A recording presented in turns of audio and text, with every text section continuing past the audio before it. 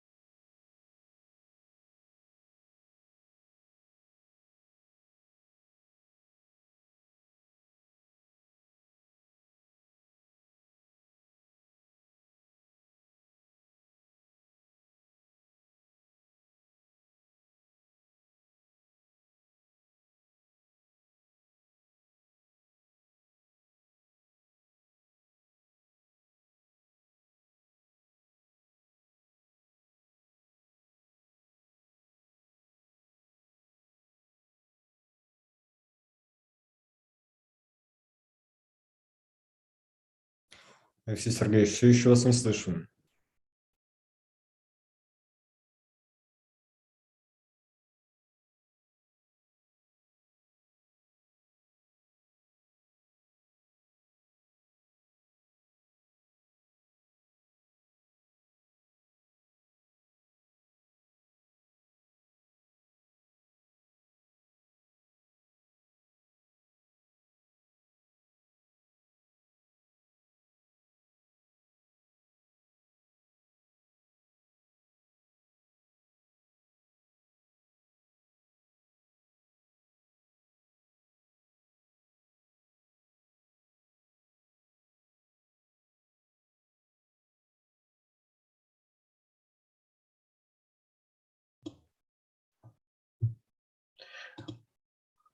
А меня слышно, скажите?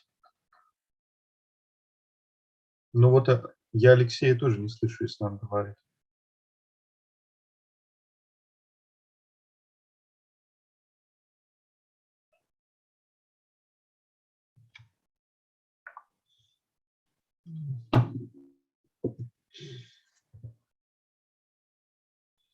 А он-то слышит нас?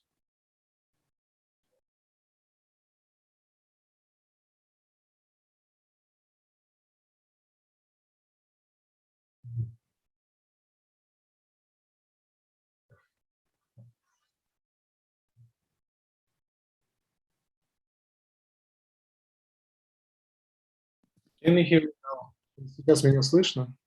Да, слышно. Вы написали раньше, пожалуйста, да? Спасибо. Давайте начинать. So, let's begin. Так, мы на каком языке? На английском говорим? Yes, I think it should be done in English because, well, hello, Gemma. Glad to hear you right now and to see you, to meet you today as well. And so, I mean that since we have at least one participant who doesn't speak Russian, as I think, yeah, I think it makes sense, of course, to make a presentation in English, and so also was it is important because we may have some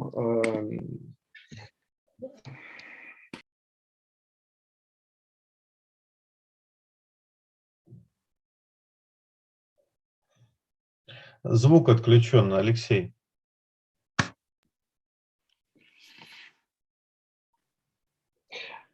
I think it makes sense. So, in English, it makes sense to make a presentation in English because we may also have some audience, English-speaking audience in YouTube. Sorry for this technical issues.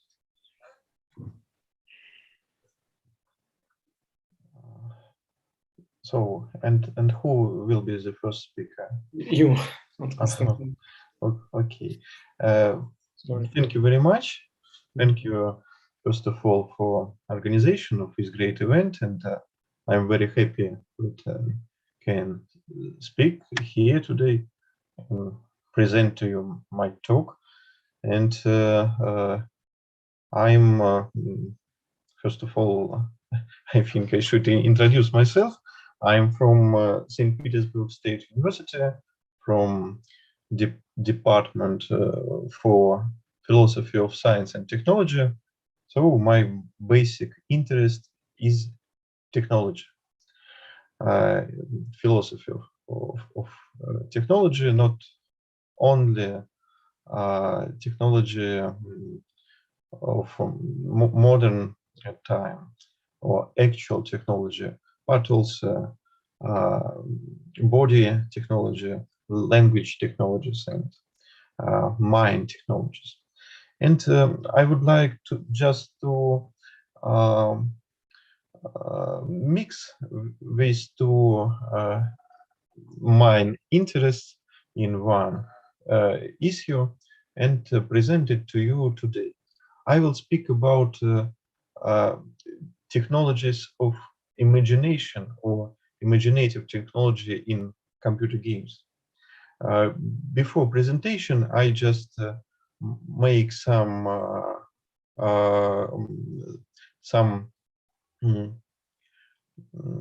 I will try to articulate some basic idea of my investigation. First of all, I would like to talk not only about technology in productive way, because technology is not something that only product or create some objects.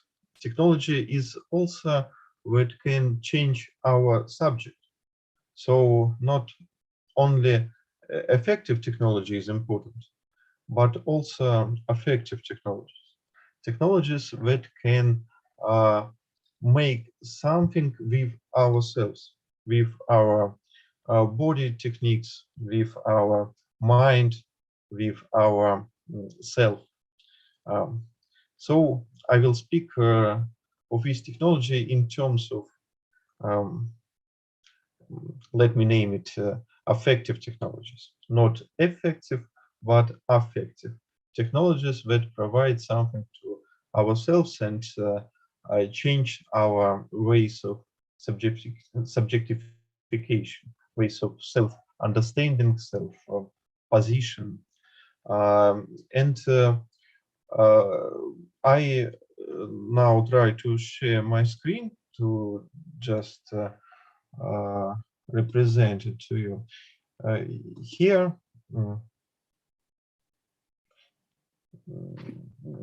is it okay? Do you see it? Yes, it works. Here is some tablet that I created just for you. It's the first time people see it. It have two basic axes, and as you can see it on this screen, here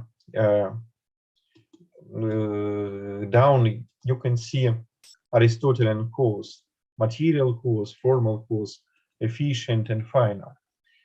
And I think it bases, and this axis is axis of it's basis axis or axis of being, because these causes are important in Western European thinking about technique, about technology. You of course remember from latest maybe approach, Heideggerian approach of understanding these causes not in technology way but also in ontological way. However, in the Aristotelian physics, they are explained as causes not only for natural order but also for artificial order. When we create something, when we usually pursue these causes, material, formal, efficient, final, and we try just to combine them. And all our artificial, instrumental, technical investigation, our technological approach can be represent as approach in terms of risk causes, in terms of risk causality. And here you can see another axis that I provide to the app, axis of mediation.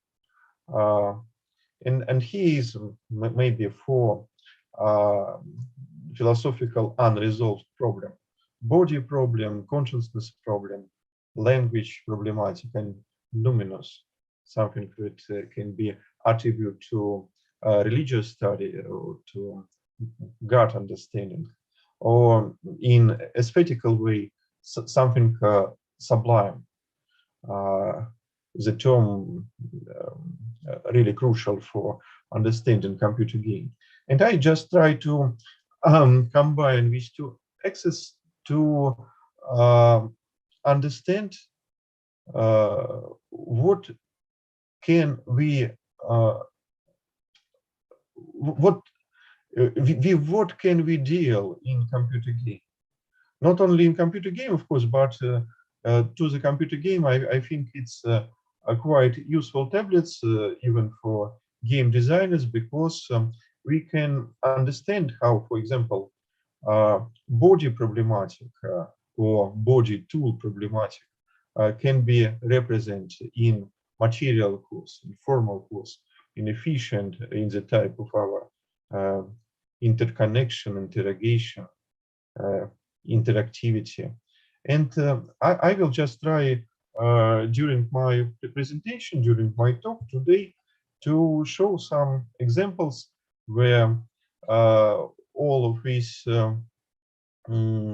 types of interaction with technology represent. So it's quite important to remember that our interaction with technology, not only technological interaction, but also social interaction, political interaction, economical interaction, because our technologies is a way of extended our body, extended of our consciousness, extended of our language, or even our technologies is a way to deal with numinous, with some sublime experience. So I will start from these two gaps, body and material causes. These two lines will be important first. Here you can see the first way of interaction with technology is just mechanic way. It is easy to understand if you look at this space, body and material cause, and try to combine it. I think that the ways of extended our body by material techniques is, of course, mechanic way. And different artifacts in computer games, we just try to us new ways of interaction by providing us different instruments. This crowbar from Half-Life, the first part, this gun, the gravity gun from the second part of Half-Life, or Gauss rifle from Fallout 2. We provoke our interest. I think everybody here remember his first experience of playing through Half-Life, when you just take this crowbar from the floor and you immediately start to think how you can use it. Could you kill somebody by this crowbar? You do not even know what you can deal with. You do not understand what enemy type can attack you.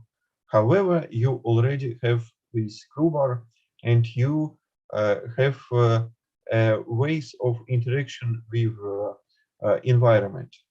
You can harm something, for example, boxes, or you can make your way out of this laboratory because you can crush something with crowbar.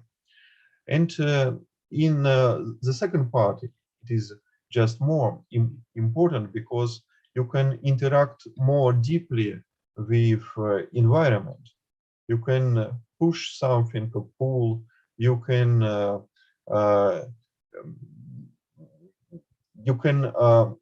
create your own space. You can even create barricades from zombies.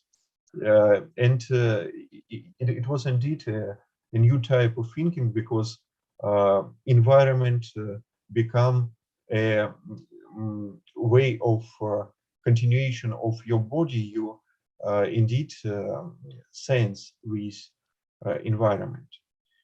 And even in Fallout 2, if you remember, this Gauss rifle was ultimate weapon because you can crush your enemies like dolls or like a toy. It was indeed a very rare weapon, and as every weapon, as every tool in mechanical ways of interaction, you just would like to explain to yourself how my body will react on this new experience, how I will anticipate these new body techniques, new body practice. So it's the first layer, mechanical layer of body interaction with material cause. You have something material, and you have new body experience. Next level is even more interesting because it's a way of simulating of new organic type of presence in video game. Of course, you have your own body as a human, as a player. However, in video game, you have a body image, and you have a very specific relationship with body image. You try to explain your body experience as human, as gamer, with that image experience that provide to you computer game. And here we can just understand technologies from body schema or body images. And maybe the best example of that interaction is Deus Ex series. You can see here augmentation from first Deus Ex and from third Deus Ex Human Revolution, some prequel to original game. And here you can see your powers that can provide new experience. You think, oh, what could it be if I have bulletproof body, for example, or what it could be if I have more faster legs and a faster way of motion in game space. And you just inspired by using that augmentation, and that provide to you special sense of movement forward, of getting better. And it's very interesting because it's a way of organic thinking of body as something whole. Here in mechanic way, you have just new instrument, and your experience is bound by that instrument. And here you have almost new body, new type of the world interpretation, new type of game world interpretation as a whole. And the next step after that organics body technique interaction is skill.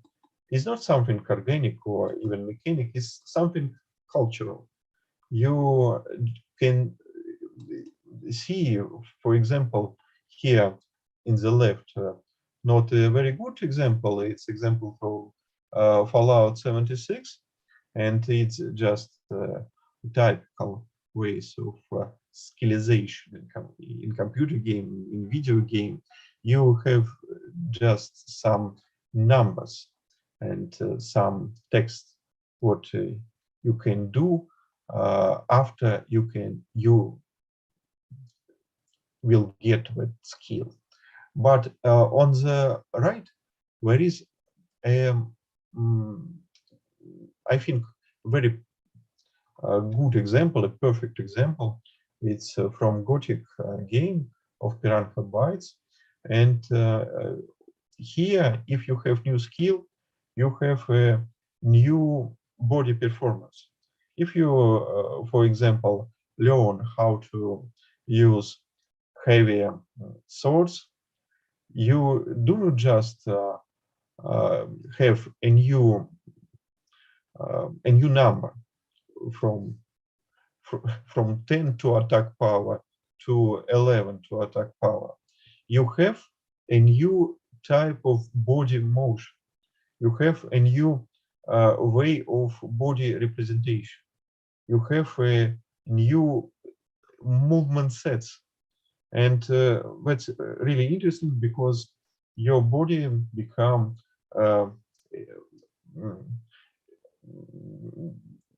new new body is up to new technological level, and it's quite funny. It's a very rare way of representation using skills. Something like that we can find maybe in latest Ultima game, Ultima 9, for example. And the latest on this first line type of body and cause interaction is body with final cause. Final cause is just aim. It's something that already here. And I think that your body is already here. It's mean that your world and your body is in contact, in interrogation. You do not need some instrument, mechanical instruments like on the first slide. You do not need a new organic type of representation, your body technology interrogation. You do not need new types of interactivity or new movement representation. You are already here in new world, new environment, and here you can see quite perfect examples from Arcanum to Skyrim. On the up, you can see some dystopian, retrofuturistic games like Dishonored, Arcanum, or 1886. And in the down, just very sweet some pictures, very relaxing, very color friendly, very eye friendly, sight friendly, very warm, and in the up very cold pictures. However, on all of these pictures, your body already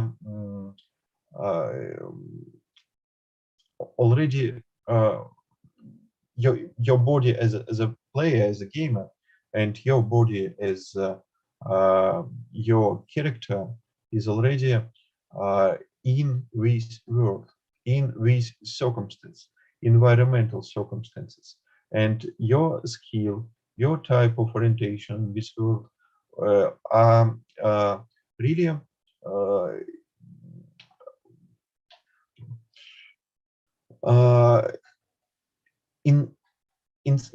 instructed by that practice. For example, if you launch Arcanum game and you see that's funny train in fantasy background, you can immediately try to explain what happened here, why we have that strange technology, how should I interact with that technology, how should I change my behavior to be in that game. And it is a very important role-playing model when you do not need to think about how should you behave here, but already circumstances or environment provide you ways of behavior. And it's the latest example from the first line. Second line, deal with consciousness. And this is not the way how technique provide your body practice, your body understanding. This is the way how techniques distract your understanding of yourself, of the world where you found yourself. And here we start from disorder. And maybe the good example, it's Disco Elysium and Planescape Torment, where from the beginning you do not understand the nature of this world and the type of instruments that you can get in this world. You do not understand all this machinery or vital organisms, biotechnology, mechanics, electronics. It is something strange to you here in this new world. And you need, of course, to explain to yourself how should you interact with all of it to get a result. And it's a perfect example when techniques not work in an effective way, but provoke your interest, provoke your suspicion, provoke your imagination. And you just started to imagine to yourself, oh, this strange tool, how should I use it? How can I use it? Who can, who could create this strange tool? And what strange creator of this strange tool would like to explain to me, or what notion would like he to translate by this tool? And with one of the crucial game designer practice, just to distract your understanding of the world. Next level is the level of dreaming, not only happy dreams, but only nightmares. It's something that you, so here is good example from the two games, which was high ranked. Manhunt, first part on the right, and we Happy Few from the left. In We Happy Few, you just understand why the circumstances, but your world is not so optimistic that everybody think. It's not a utopian world, it's a dystopian world, but our people, our NPC from the game, they do not understand the inner nature of this world, the inner rules. And you found yourself in not in a dream, but in a nightmare. And in Manhunt, you just found yourself in the world where what was created like TV show to hunt for you, for your life, and you should survive in this not friendly environment. And he is another way of provocative practice, because in first game you Happy Few, and in the second game your the only information that you can use is information from media, from newspapers or cameras, and you create your image, your consciousness, your psychotype from that media practice. You try to explain your inner experience, your true experience from that media practices. And it's a second way, in the second life, to provoke in our interaction with technology in computer game. The third way is behavior.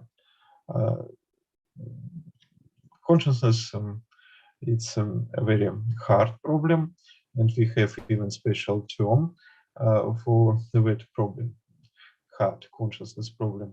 However, we can explain our consciousness from behavior, not from inner self-depiction, but from depiction of ourselves by others. How our behaviors change, how our behavior provokes, how our behavior style can be described. It's the only way to understand our consciousness for a lot of scientists and philosophers. And in video games, game designers also use this practice to understand interactivity from behavior. And a good example here is Dark Souls, because here you can translate your skills, your types of behavior by using different ammunition, by using different weapons, by using different way of attack and defense. And here, all these gadgets, all these weapons, we just construct your image for another player. And it's the way when technology do not produce something material, but produce something that can be only be a hermeneutic problem. It's not the way of producing of something which can be object for another player, but it's the way of produce sense, the way of produced your way of feeling of this world, your sensitivity practices. And here on this line, the last point, self, and I will make a gap, a space here, and I will later explain why.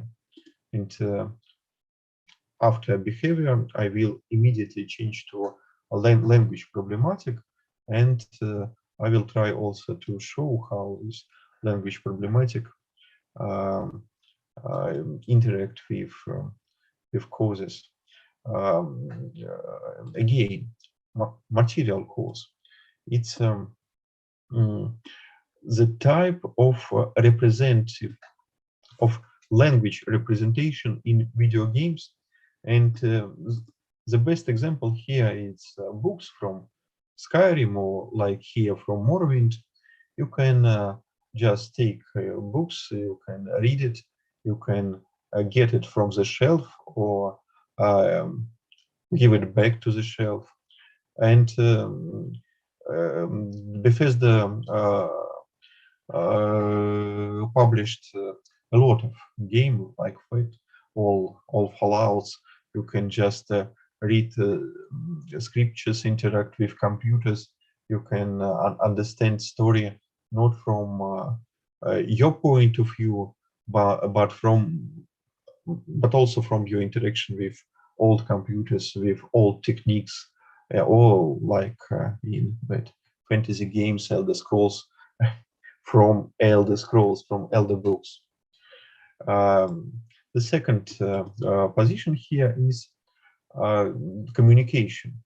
If language can accumulate some notions, some word depiction, language can also help us to communicate. And here is indeed important different forms of that communication. And the only example that I just remember, it's Soapstone from Dark Souls. You can sign something from the wall, for example, and another player can read it and try to interpret your experience as true or false. Another or next way of using language is performance, is the ways of interaction between players, like in Death Stranding. In all players, for example, construct roads or different objects, and it isn't just objects in the world, it's centers of communication. You interact with our player and you try to produce new experience by your intercommunicative practice. And the last point here in language is it's language that interact with final cause, so the aim, and its episteme or knowledge or different epistematic practice. And here I use example from Fallout 4, and here we will find example of environmental storytelling. So here technology in computer game in that episteme category produced by environmental storytelling. Technology can create environment like in first body final cause interconnection, but its environment can tell you a story or can provide you new notion or can translate new notion for you. And the latest part, numinous, something that deal with God presence or presence of our people or our life types, like here in Horizon Zero Dawn or in third part of Resident Evil. Here you just deal with the word with presence, and you do not understand source of that presence. You do not understand origins of this word, and you should explain it by different technologies that you see here, and maybe not understand how it can be possible, like mechanical birds in Horizon or new life forms like zombie or Walking Dead in Resident Evil 3. Second is just sense. I do not waste. I wouldn't waste words on that practice, because all of you perfectly understand it to yourself. It's just a typical sense. It's everyday sense. For example, you see the button and you would like to push the button, like in First Doom. Third, it's nonsense. It's activities which provoked by and not very self-understanding or self-explained design weapons or armor, like here Knight of Katarina or alien weapon from first Half-Life. And usually it's a way of discourage player gamers don't usually understand what is this, and they try to explain it from interactivity. And the latest part is absence, like in Silent Hill, the very famous phrase from second Silent Hill, where was the hole, here it's go now. It's absence, and it's not absence of the sense, but it's absence of a word wholeness, something not in order in that word, and you should return it to you. So, to the end of my speech, why I started to depict that tablet, why I would like to structure that experience. It is very important to understand what we are already used to and what is really new to us. I think that, for example, the self-depiction of consciousness in this final cause problem by techniques, it's a problem, and we do not have a lot of games that can depict our self from technological interactivity. It's very important because we already used to it in different gadgets, like healthcare, for example, but we do not understand our self-provoke experience, our types of experience in computer games, and maybe it will be next good way of game production for game designers. And also, we really have a lot of communication problem in computer games, because our types of interactions strictly depends on different gadgets that we use in our real life. However, in computer games, we don't have different gadgets that can articulate our own experience. And it will be interesting to understand or to see how game designers can provide to us different media gadgets to stimulate our language activity, our communication activity, and how our language experience can be diverse from with different media practice. For example, in GTF Grand Theft Auto 5, we have phones, but we do not really use that smartphone to diverse our experience, and so in our game. So I think that this is symbolic social interaction with technology in video games can explain us what we are looking for, what we would like to find from technology interaction in our non-computer life, and also how we can provoke new experience with new technology interaction in video games that can be really important for game designers and new video games. So that's the sense of my message. And if you have any question,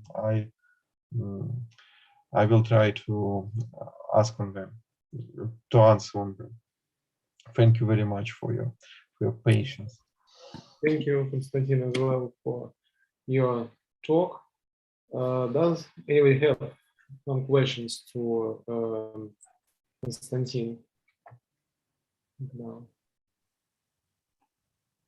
Then, if nobody has, I will ask you. I just maybe could you please turn on again your slides, show them, because well, I just didn't understand quite correctly what was depicted by m-axis. Yeah, I understood. I mean, your main slide where you have grouped, yeah, this exact slide. B, as I understood, stands here for being. Yeah, you have grouped being of technologies into 4 groups by referring to Aristotelian doctrine of causes, about, yeah, of 4 causes. And but what does M stand for, first of all? And what yes, a really good question, because I forgot to explain. B, right, it's for basis or state of beings, and M, it's for states of media. Body as media, consciousness as media, language as media, numinous as media. It's just like some mediation of experience that mediated by our body, by our consciousness, by our language, by our numinous experience, some sublime, non-predictive, non-depictive. Okay, so, and where does this, yeah, I just wanted to know where this classification of mediated experience originate from, because doctrine of 4 causes clearly originates from the Aristotelian physics, whereas this classification, this grouping of media into 4 groups is not so clear for me. I just wanted to know where, what researcher do you refer to when you group media this way? It's my own classification. I use very simple decision because here on this axis you can find all problems that Aristotle do not deal with. For example, Aristotle do not know about consciousness problem, about language problem, about numinous in Christian or post-Christian way, and about body also. So it's a main problem of modern time philosophy, or maybe I can just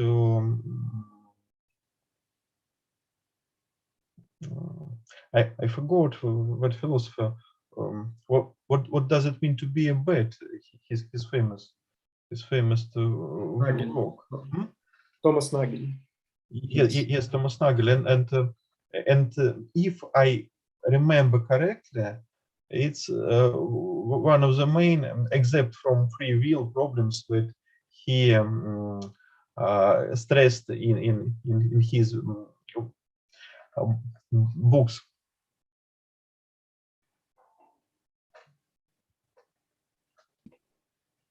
Okay, and yeah, what? Sorry, maybe I didn't understand it right now. What has Nagel actually to do with this exact problem? I didn't understand how you decide why you refer. He just stressed that it is not a resolved problem, and so we true philosophical problem. We do not have resolution or solution. However, we are very useful to asking question, and I would like here just to combine with technical causes with the way of asking question in philosophy. Okay, so thank you.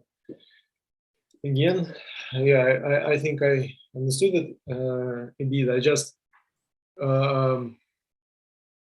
then another question. Since you group, you classify media mediated experience into these 4 spheres. I just want to know why. So because mediated experience usually, for example, gets classified depending on how, for example, information is depicted by media. For example, media can be classified into analogies, analog and digital, for example, or you may classify them into optical media, as Friedrich Hitler, for example, did, or optical or non-optical media, audio media, visual media, and so on. And for that reason, I don't understand here why you group media into these 4 groups. Or do you mean that all possible media, analog as well as digital, have their consciousness, own consciousness, and so on? That's then my question. Since you said that M stands here for media. Yes, I understand. I think that's a problem of using of different approach, because in Hitler way, media is something technology is the most famous claim that software do not exist, software does not exist. So my approach is another. For me, media, it's not technology, but something between us and different causes. So I would like to mark here just that our body, for example, or our language can interact with some experience, or can give different interpretation to our experience, and it depends of different causes that provide to us that experience. However, I do not just found a better name for that explaining, understanding, interaction with interpretation, except for media. For me, media is something that interact and interpret in one moment. So maybe you can give it another name. And of course, as so classification, it's not full. I just would like to suggest some instrument to classify different technological interaction in video game to find what new can we add here, what new type of interaction did not mention before. Okay, so yes, then I get what you mean. What your goal was, but what did you find actually? What types of interaction do we lack? What types of interaction do lack in video games? All language interaction, all language interaction that we can see here, it's on a very pure, on a very basic way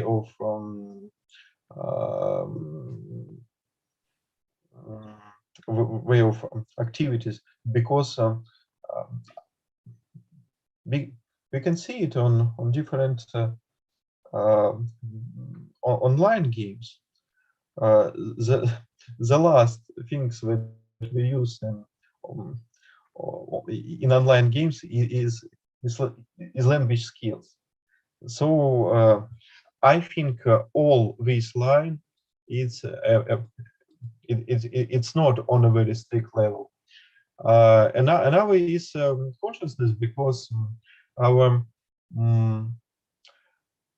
behavior, it's a basic principle of all game, and here logical behaviorist or psychological behaviorist can provide to us very good interfaces that can provoke our activity, and we can get some gifts, some perks for these activities.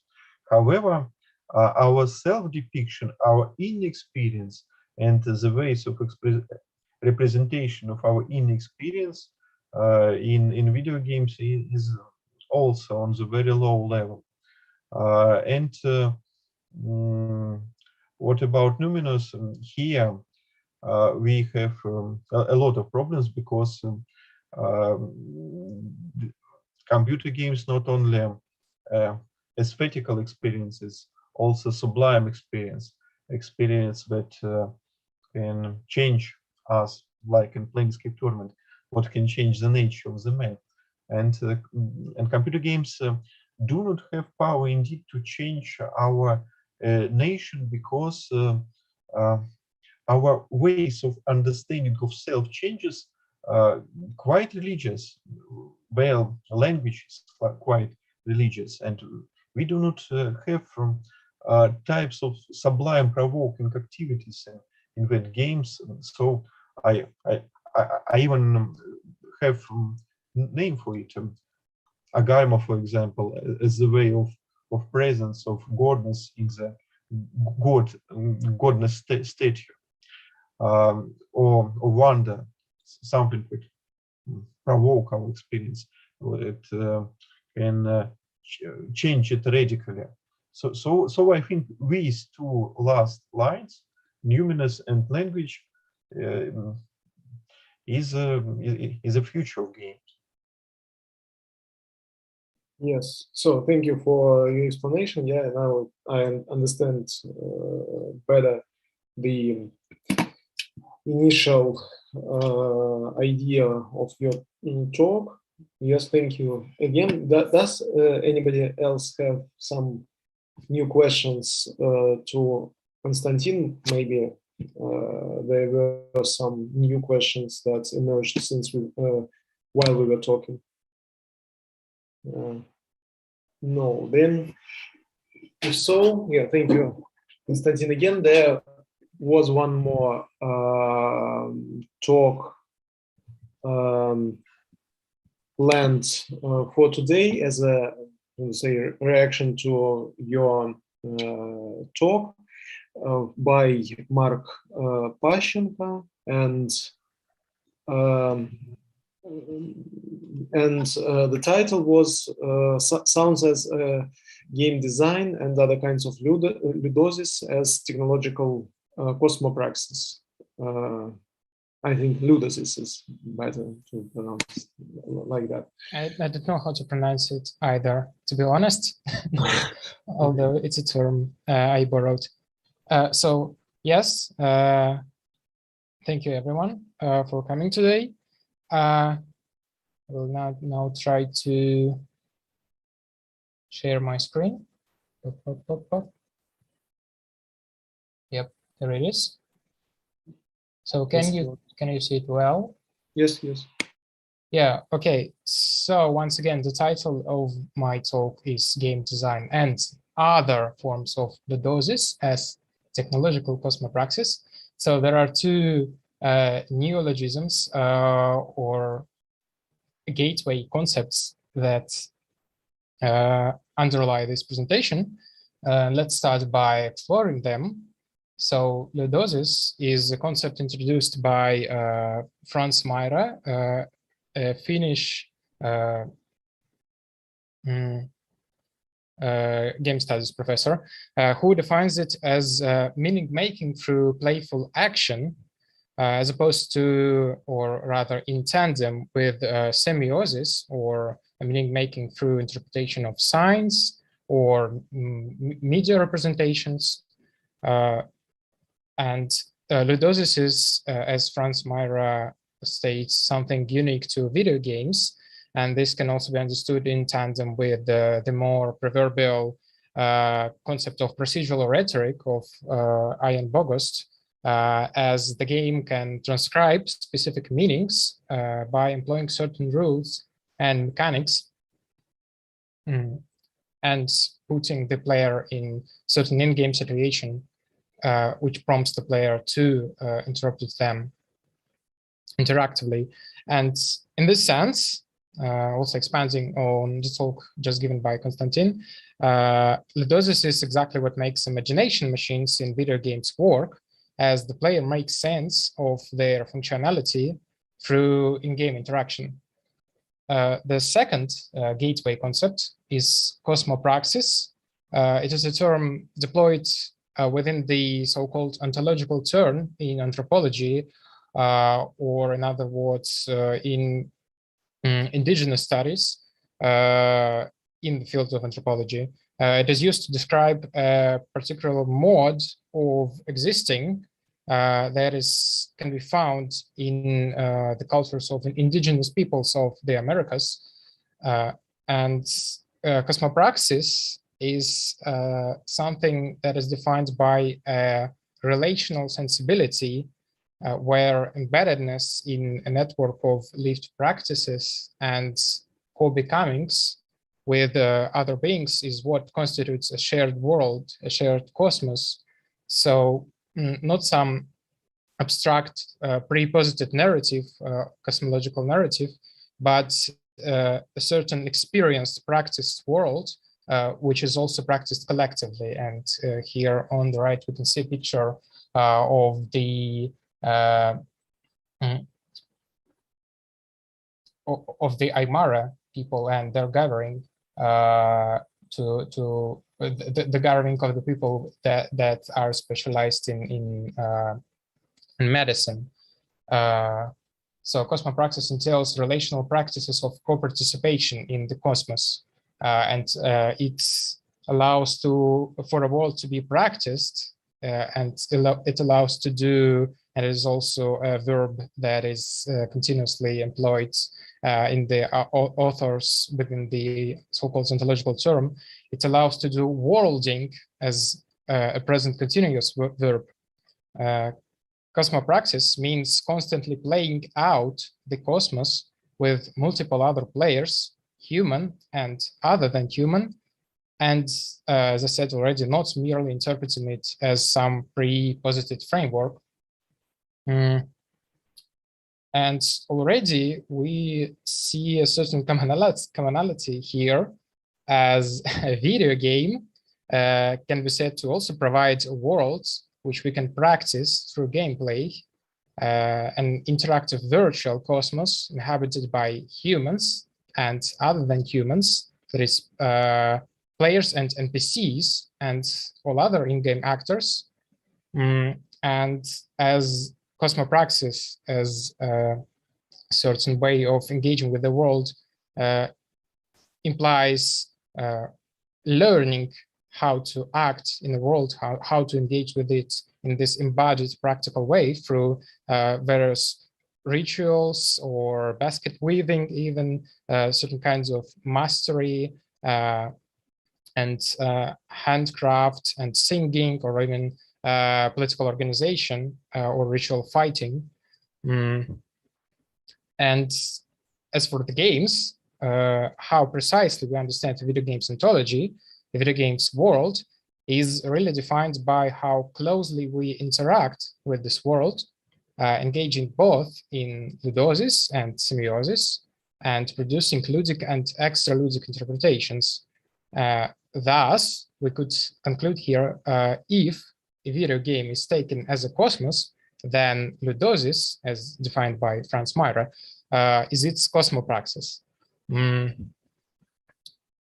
But besides this speculative equation of concepts, there is a practical, or rather a cosmopractical dimension where game design and indigenous cosmopraxis already intertwined.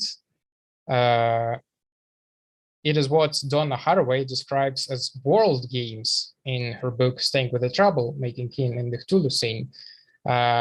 So world games, they are defined by her as video games that are extensions of indigenous worlding and storytelling that take place within ongoing indigenous stories. And Haraway gives an example of Never Alone, a video game based on a Inupiat tale made in collaboration with the Inupiat community and the tribal council. In this game, you play as a young Inupiat girl and an Arctic fox on a quest to find the source of an eternal blizzard. And as a player, you encounter spirits and legendary characters from the Inupiat's folklore, and also the narration of the game is actually done in Inupiat language. And as you can see here, there is a title in English and the title in Inupiat here. So what Haraway means by symbiotic is exactly what is the distinct property of cosmopraxis. It is something that entails co-becoming, making with others rather than self-making or autopoiesis. So symbiosis and autopoiesis. And this is the crucial point.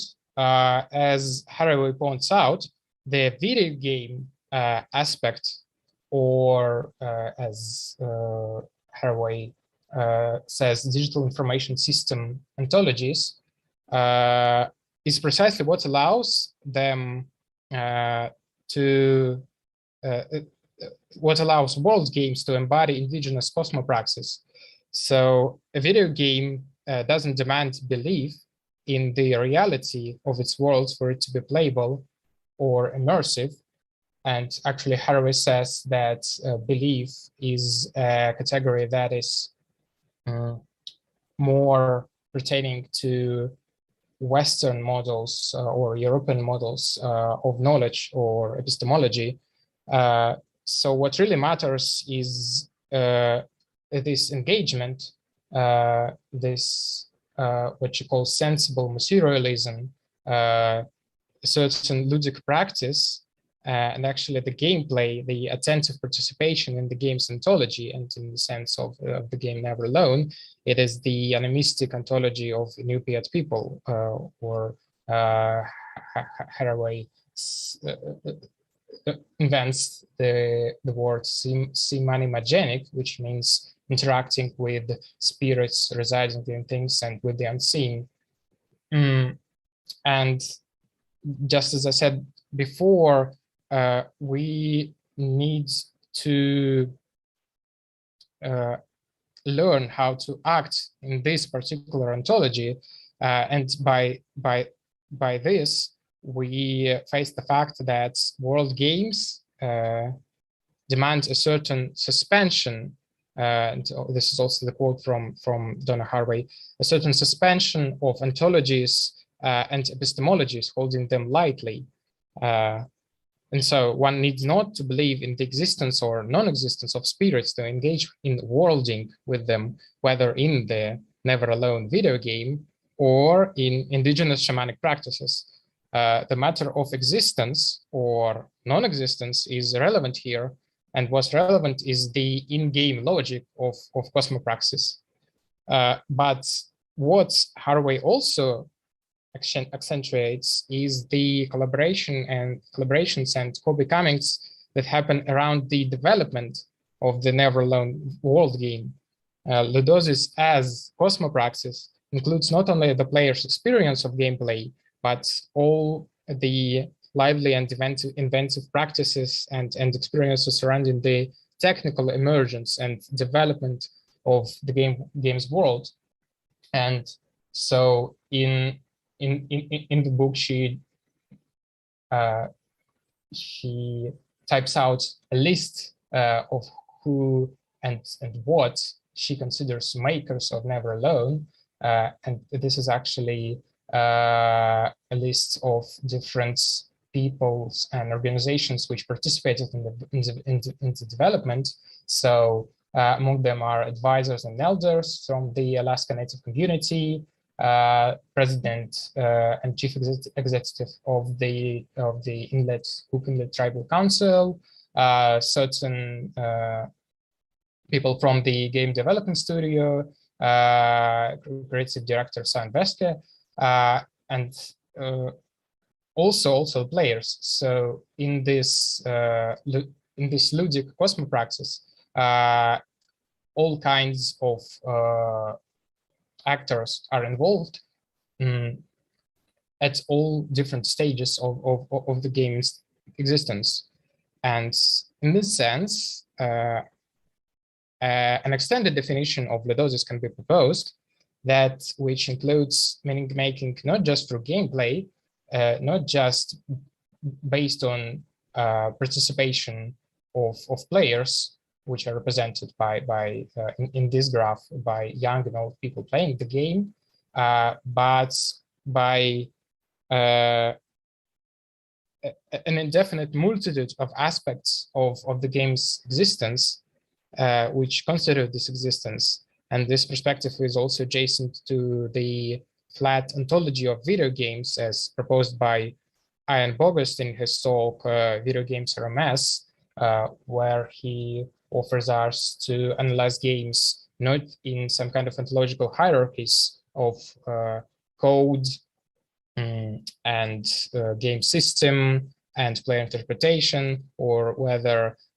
what matters more, the player's interpretation of a game system in itself. So instead of that, he proposes to make concrete different analytical cases where different ontologies are employed and where every component of the game's existence can be considered as potentially important to consider and to involve in our analysis.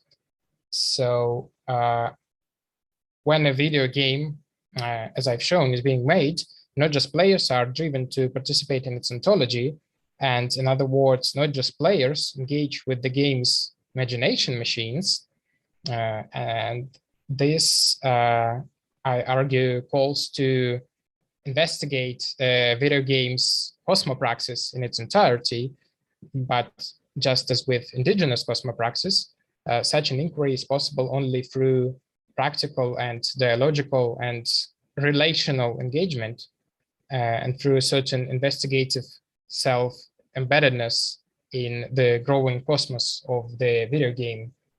And I will end with this analogy.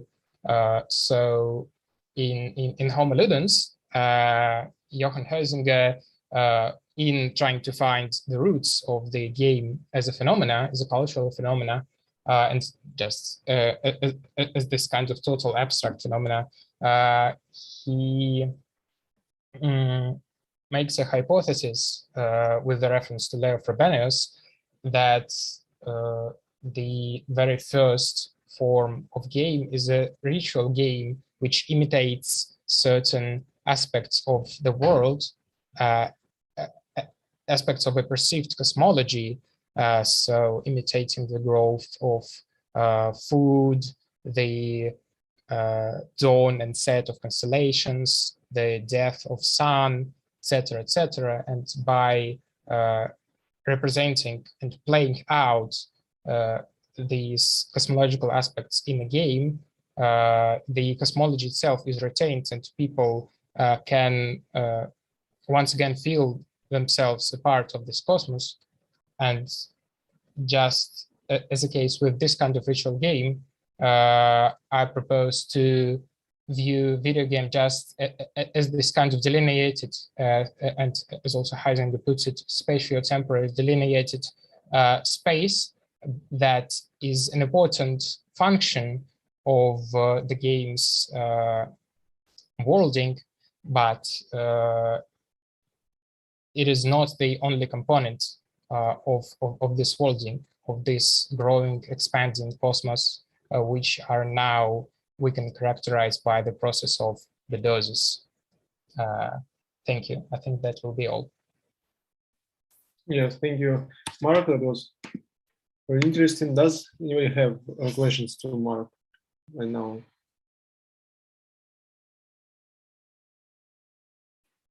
I think some criticisms or some ideas or tips or advice could be very helpful for Mark. And if nobody right now has a question, I just wanted to say that I think I just wanted to give an advice to look closer at the works by Justina Yannick in the field of game studies, I think some of her works may be helpful for you, because she is also working at finding some places in game studies where this ontological term we were talking about would be helpful. And for example, she is also interested in using new materialism, for example, by Karen Barat, to explain how meaning making in games works. For example, she is also talking about the string figures that are making the texture together, making the texture of games when different actors are entangling each other, for example, player with code and so on. So I think that your works may be also useful to work to elaborate your idea. Yeah, thank you. I will definitely take a look. Thank you very much. Yes, and yeah, I think it was pretty interesting to listen to it. Yeah, and I see Konstantin wants to make a question as well. Yes, I would like to say thank you to Mark, because it's very inspireful, yeah, presentation, because of the problem of Anthropocene. We do not understand anymore how to live, in our world, how to not exhausted our inner and outer resources, and that way of investigation of ritual practices as anthropotechnic in computer games and video games can be really important to solving different Anthropocene problem. It's just a very short commentary to with great talk. Thank you. Yeah, thank you very much. And I think I could add to that what we should focus on in the sense of employing perhaps video games or Haraway's world games as a tool of finding perspectives besides the perspectives of the Anthropocene or the anthropotechnic perspective, is by finding these opportunities for continuity between the indigenous practices and knowledges and this kind of cosmological embeddedness in the world that is something that's that is conceptualized as a possible tool to arrive at an actual ecological thinking, not just surface level ecology, continuity between these kinds of cosmologies and the cosmologies that we can reproduce in video games by game design and by Ludoses in general. So just as in this example with the Never Alone video game.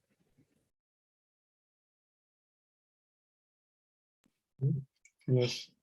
So thank you, Konstantin, for this question. Does anybody else have questions to Mark?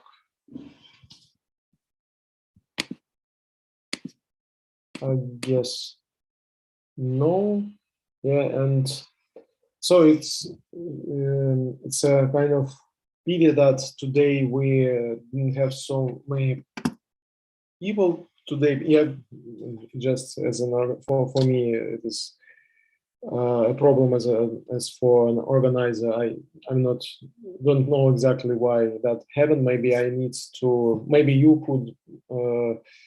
Maybe you understand why it happened this way. Maybe you could give some recommendations to me. Or maybe I need to send some notifications in the Facebook group exactly on the day when we have our conferences, when we have our meetings, so that the reminders would be more annoying, so to say, exactly on the day when we have meetings. I'm not sure. Maybe that's the thing. So anyway, if you have some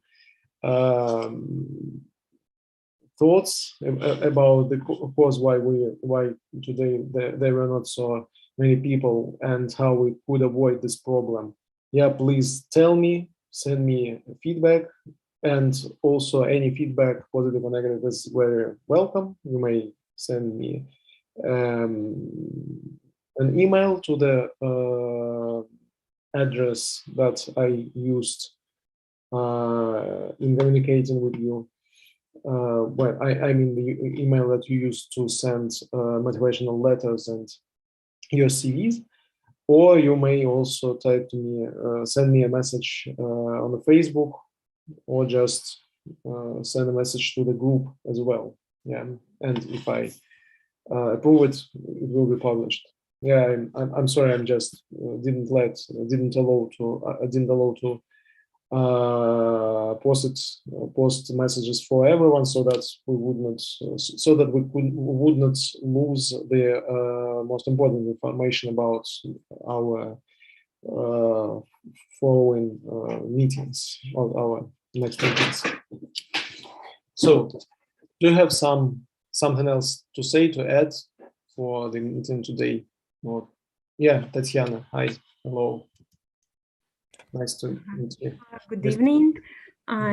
Yeah, I would like to say that I'm glad to take part in this conference because it's connected with my gamification interest, but maybe this situation connected with that New Year's is coming.